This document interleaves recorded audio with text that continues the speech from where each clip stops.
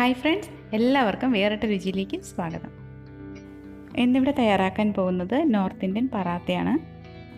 ആട്ട കൊണ്ട് 5 ടൈപ്പിൽ പറാത്തയാണ് ഉണ്ടാക്കിയിരിക്കുന്നത്. വളരെ സോഫ്റ്റും ലേയേർഡും ആയിട്ടുള്ള പറാത്ത കുട്ടികൾക്കൊക്കെ വളരെ ഇഷ്ടമാവും. ഇത് എളുപ്പത്തിൽ തയ്യാറാക്കാം. എങ്ങനെയാണെന്ന് നോക്കാം. ഇവിടെ ഞാനിപ്പോൾ 3 കപ്പ് ഗോതമ്പ് മാവ് എടുത്തിട്ടുണ്ട്. ഇതിപ്പോൾ ആട്ടയാണ് എടുത്തിട്ടുള്ളത്.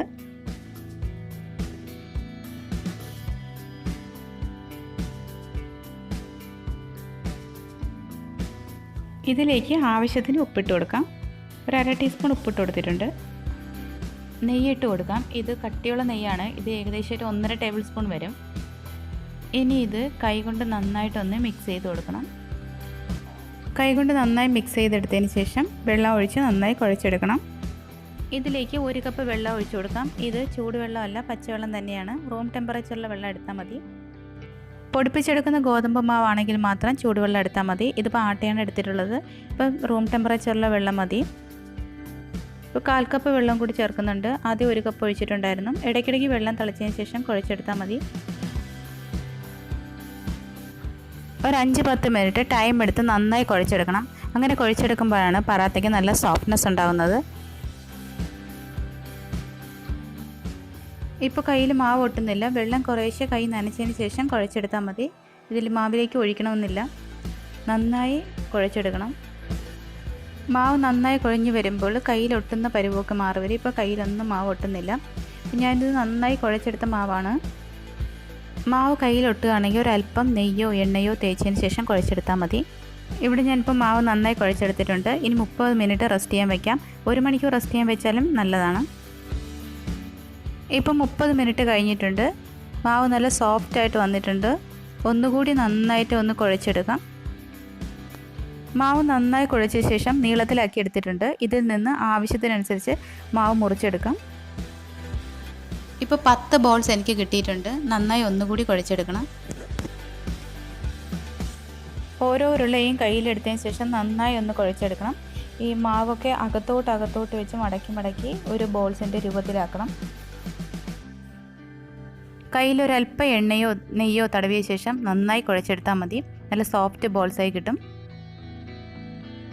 ബാക്കിയുള്ള എല്ലാ ബോൾസും ഞാൻ ഇതുപോലെ ആക്കി എടുത്തിട്ടുണ്ട്. മാവ് പരത്തി എടുക്കുന്നതിന് വേണ്ടി ചപ്പാത്തി പലകയാണ് എടുത്തിട്ടുള്ളത്. ഇതിനിടയിൽ ഒരു തുണിയിട്ട് കൊടുത്തിട്ടുണ്ട്. ഇപ്പോൾ ചപ്പാത്തി പലക തന്നെ വേണമെന്നില്ല. കിച്ചൺ കൗണ്ടർ ടോപ്പിലിട്ടും മാവ് നന്നായി പരത്തിയെടുത്താൽ മതി. മാവ് പരത്തിയെടുക്കുന്നതിന് വേണ്ടി ഒരു പാത്രത്തിലേക്ക് ആട്ട എടുത്ത് വയ്ക്കുന്നുണ്ട്. മറ്റൊരു പാത്രത്തിൽ നെയ്യ് എടുത്ത് വയ്ക്കാം.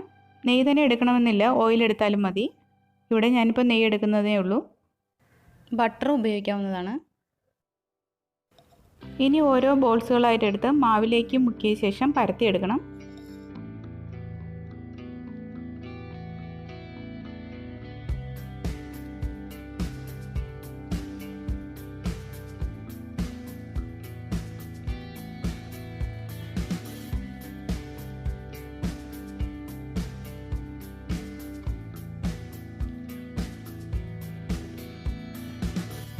മാവ് എത്രത്തോളം കനം കുറച്ച് പരത്താൻ പറ്റുമോ അത്രത്തോളം കനം കുറച്ച് പരത്തിയെടുക്കണം. ചപ്പാത്തി പലകയുടെ പുറത്തോട്ട് പോയാലും യാതൊരു കുഴപ്പവുമില്ല. നന്നായി പരത്തിയെടുത്താൽ മതി. ഇപ്പോൾ ചപ്പാത്തി നേരത്തെ ഞാൻ പറഞ്ഞതുപോലെ ചപ്പാത്തി പലക എടുക്കണമെന്നില്ല. കിച്ചൺ കൗണ്ടർ ടോപ്പിലാണെങ്കിൽ നന്നായി പരത്തിയെടുക്കാൻ പറ്റും. അങ്ങനെ ചെയ്താൽ മതി. ഇനി ഇതിലേക്ക് നെയ്യ് ഇട്ടതിന് ശേഷം നന്നായി തേച്ച് പിടിപ്പിക്കാം. കൈകൊണ്ട് തേച്ച് പിടിപ്പിച്ചാൽ മതി. മാവിൻ്റെ എല്ലാ ഭാഗത്തും നെയ്യ് പുരട്ടി കൊടുക്കണം. എല്ലാ ഭാഗത്തും നെയ്യ് പുരട്ടുമ്പോഴാണ് നല്ല ലെയറോട് കൂടി കിട്ടുന്നത്. ഇവിടെ ഞാനിപ്പോൾ നന്നായി നെയ്യ് പുരട്ടി കൊടുത്തിട്ടുണ്ട്. ഇനി ഇത് 2 സൈഡിലേക്കും മടക്കിയെടുക്കാം. ഒരല്പം നെയ്യ് കൂടി തടവി കൊടുക്കുന്നുണ്ട്. നെയ്യ് കൂടി തടവി കൊടുത്തില്ലെങ്കിലും കുഴപ്പമൊന്നുമില്ല. ഇനി ഇത് 2 സൈഡിലേക്കും ഒന്നുകൂടി മടക്കിയെടുക്കാം.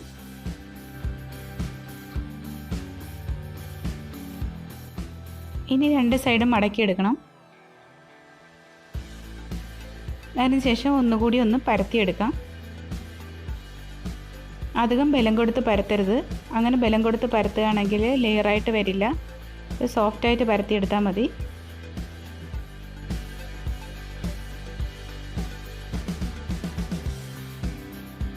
ഇനി അടുത്ത ടൈപ്പ് പറാത്ത ഉണ്ടാക്കാം. ഇതുപോലെ തന്നെ ബോൾസ് മാവിൽ മുക്കി പരത്തിയെടുക്കണം. ഇനി നെയ്യ് പുരട്ടി കൊടുക്കാം. നെയ്യ് പുരട്ടുമ്പോൾ നേരത്തെ പറഞ്ഞതുപോലെ മാവിൻ്റെ എല്ലാ ഭാഗത്തും ഒരേപോലെ നെയ്യ് പുരട്ടി കൊടുക്കണം. എങ്കിലാണ് ലെയറായിട്ട് കിട്ടുന്നത്. ഇപ്പോൾ നെയ്യ് നന്നായി തേച്ച് കൊടുത്തിട്ടുണ്ട്. ഇനി ഇത് മടക്കിയെടുക്കാം. ഇതിപ്പോൾ ഞാൻ ഞൊറുകൾ പോലെയാണ് ഫോൾഡ് ചെയ്താണ് എടുക്കുന്നത്.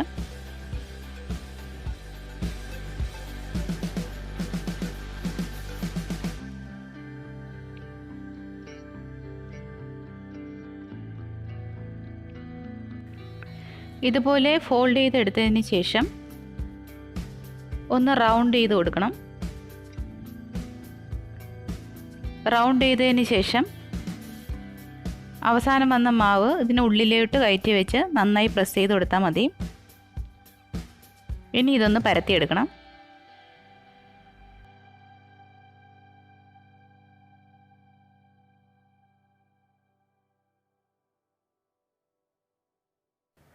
ഇപ്പോൾ ഞാൻ രണ്ടാമത്തെ ടൈപ്പും പരത്തിയെടുത്തിട്ടുണ്ട്. നല്ല ലെയറുകളൊക്കെ കാണാൻ പറ്റുന്നുണ്ട്. ഇനി മൂന്നാമത്തെ ടൈപ്പ് പറാത്ത ഉണ്ടാക്കാം. നന്നായി നെയ്യ് പുരട്ടിയ ശേഷം ചുരുട്ടി എടുത്താൽ മതി.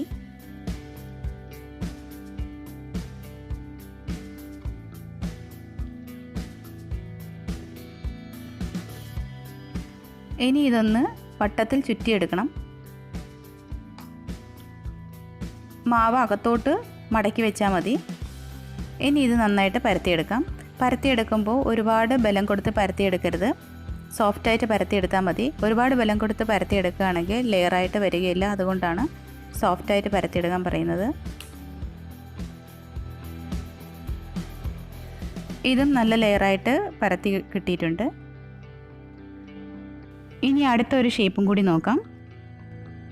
ഇവിടെ ഞാനിപ്പോൾ കത്തിയോട്ട് വരഞ്ഞു കൊടുക്കുന്നുണ്ട്. മുഴുവനായും വരഞ്ഞു കൊടുക്കുന്നില്ല, ഒരു 3/4 ഭാഗത്തോളം വരഞ്ഞു കൊടുക്കുന്നുണ്ട്.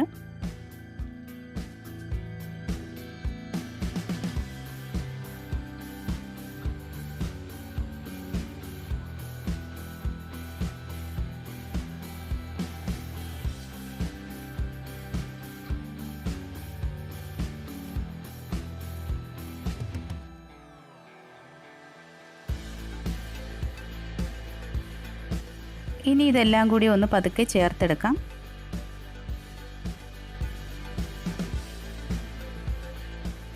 ഇതൊന്ന് പിരിച്ചെടുത്തതിന് ശേഷം ഒന്ന് റൗണ്ട് ചെയ്തെടുക്കാം. ഇപ്പോൾ ഇടയ്ക്ക് മാവ് പൊട്ടിപ്പോയാലും കുഴപ്പമില്ല, അത് ലെയറായി വന്നോളും. മാവിൻ്റെ അറ്റം ഉള്ളിലേക്ക് മടക്കി വെച്ചാൽ മതി. ഇനി ഇതൊന്ന് പരത്തിയെടുക്കാം.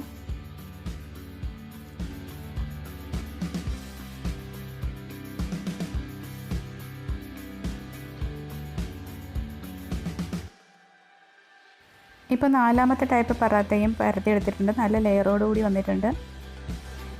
ഇനി ലാസ്റ്റ് അഞ്ചാമത്തെ ടൈപ്പും കൂടി കാണിക്കാം. 4ആയിട്ട് മാവ് മടക്കിയെടുക്കണം. ഇപ്പോൾ ഒരു ട്രയാങ്കിളിൻ്റെ ഷേപ്പിലായി. ഇനി ഇതൊന്ന് പരത്തിയെടുക്കണം. ഈ പറാത്ത ഉണ്ടാക്കുമ്പോൾ കിച്ചൺ കൗണ്ടർ ടോപ്പിലൊക്കെ മുഴുവനും മാവാവും. അതൊന്നും സാരമില്ല. ഒരുപാട് പ്രസ് ചെയ്യാതെ പരത്തിയാൽ മതി. ഇപ്പോൾ 5 ടൈപ്പിൽ പറാത്ത പരത്തിയെടുത്തിട്ടുണ്ട്. ഇനി ഇത് ചുട്ടെടുക്കാം. പറാത്ത പാനിലേക്ക് ഇട്ട ശേഷം ഇതിന് മുകളിലേക്ക് ഒരല്പം ബട്ടറോ നെയ്യോ ഓയിലോ തടവി കൊടുക്കാം. ഇവിടെ ഞാനിപ്പോൾ നെയ്യ് തന്നെയാണ് തടവി കൊടുക്കുന്നത്. ഇപ്പോൾ ഇതിൻ്റെ മുകളിലേക്ക് ബബിൾസൊക്കെ വന്ന് തുടങ്ങിയിട്ടുണ്ട്. ഇനി ഇതൊന്ന് മറിച്ചിട്ട് കൊടുക്കാം. ബ്രൗൺ സ്പോട്ട് വരും, അതാണ് പറാത്തയുടെ പരുവം. തിരിച്ചിട്ടതിന് ശേഷം അതിന് മുകളിലേക്ക് നെയ്യ് തടവി കൊടുക്കാം. തിരിച്ചും മറിച്ചിട്ട് ചുട്ടെടുത്താൽ മതി. ഇപ്പോൾ പറാത്ത റെഡിയായി വന്നിട്ടുണ്ട്. ഇതിൻ്റെ ലെയറുകളൊക്കെ കാണാൻ പറ്റും. ഇതേ കണ്ടില്ലേ, ലെയറായിട്ട് വന്നിട്ടുണ്ട്. ഇനി അടുത്ത പറാത്ത ചുട്ടെടുക്കാം.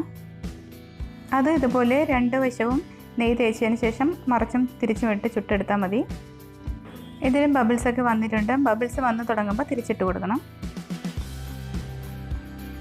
നല്ല ലേഡായിട്ടുള്ള പറാട്ടയാണ് കിട്ടിയിട്ടുള്ളത്. ഇത് മൂന്നാമത്തെ ടൈപ്പാണ്. ബബിൾസൊക്കെ വന്ന് തുടങ്ങിയിട്ടുണ്ട്. തിരിച്ചിട്ട് കൊടുക്കാം.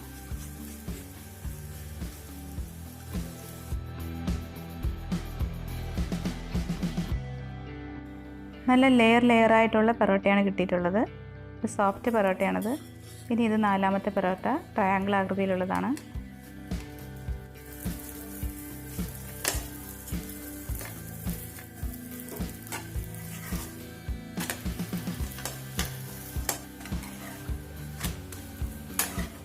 ഇതിൽ നല്ല ലെയേഴ്സൊക്കെ വന്നിട്ടുണ്ട്.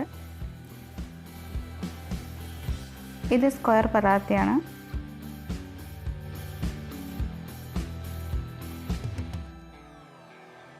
ഇത് നല്ല ലെയറായിട്ടാണ് വന്നിട്ടുള്ളത്. അങ്ങനെ വളരെ സോഫ്റ്റ് ആയിട്ടുള്ള ലെയർഡായിട്ടുള്ള 5 ടൈപ്പിലുള്ള പൊറോട്ടയാണ് ഉണ്ടാക്കിയിരിക്കുന്നത്. ഞാനിതിപ്പോൾ 5 ടൈപ്പിൽ ഉണ്ടാക്കിയെന്നേ ഉള്ളൂ. ഇതിപ്പോൾ ഏത് ടൈപ്പിൽ ഉണ്ടാക്കിയാലും വളരെ സോഫ്റ്റുമാണ്, ലെയർഡുമാണ്. ഇത് കുട്ടികൾക്കൊക്കെ ഒത്തിരി ഇഷ്ടമാവും. ഇതിൻ്റെ കൂടെ സാധാരണ അച്ചാറും തൈരും ഉപയോഗിച്ചാണ് നോർത്ത് ഇന്ത്യക്കാർ കഴിക്കുന്നത്. വെറുതെ കഴിക്കാനും നല്ല ടേസ്റ്റാണ്. നിങ്ങളെല്ലാവരും ഒന്ന് ട്രൈ ചെയ്ത് നോക്കണം. നിങ്ങൾക്ക് ഇഷ്ടമായിട്ടുണ്ടെങ്കിൽ ലൈക്ക് ചെയ്യാനും ഷെയർ ചെയ്യാനും അതുപോലെ തന്നെ നിങ്ങളെ വിലപ്പെട്ട അഭിപ്രായങ്ങൾ കമൻറ്റ് ബോക്സ് ഇടാനും മറക്കരുത്. നിങ്ങൾ ആദ്യമായിട്ടാണ് ചാനൽ കാണുന്നതെങ്കിൽ സബ്സ്ക്രൈബ് ചെയ്യാൻ മറക്കരുത്. തൊട്ടടുത്ത ബെല്ലൈക്കണും ഓളും കൂടി പ്രസ് ചെയ്താൽ ഞാൻ അപ്ലോഡ് ചെയ്യുന്ന വീഡിയോസ് എല്ലാം അപ്പോൾ നോട്ടിഫിക്കേഷനായി നിങ്ങൾക്ക് ലഭിക്കും. മറ്റൊരു ഡിഷുമായി അടുത്ത വീഡിയോയിൽ കാണാം.